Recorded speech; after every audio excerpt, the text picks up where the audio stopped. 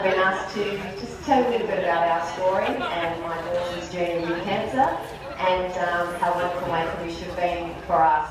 I'm just going to give you a heads up quite early. I get a bit emotional telling our story, so forgive me if a few tears come. On April the 3rd, 2007, our world stopped. I was 28 and my husband was 27 and we had 2 small children. With one sentence, "Your daughter has cancer," our world stopped.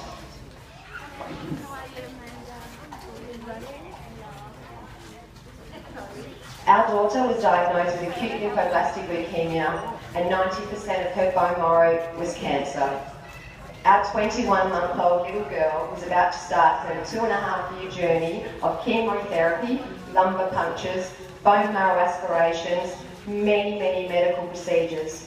These all included chemotherapy injected into a port weekly and injecting a chemotherapy into her spinal fluid. She was also to have oral chemotherapy every night, and every Wednesday had to have 4 different types of chemotherapies. The doctors made it very clear to us they had to get her into remission as quickly as possible, and that would determine her prognosis. I look back now and I remember where it all began. 4 weeks prior, my Caitlin had been a picture of health.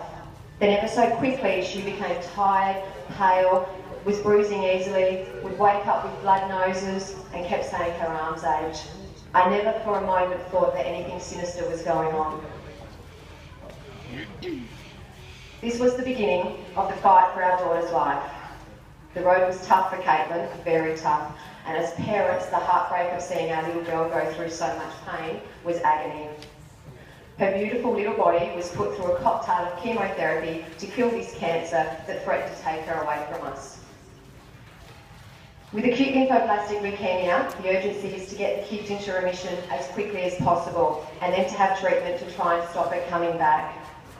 So the 2 years of treatment is to achieve remission and keep them in remission. Our daughter Caitlin went into remission on day 26 of her treatment.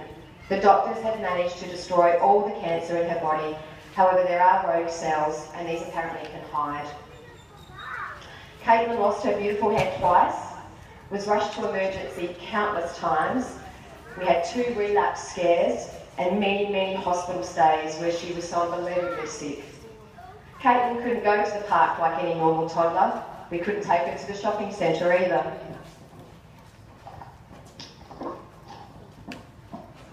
We lived life in a bubble.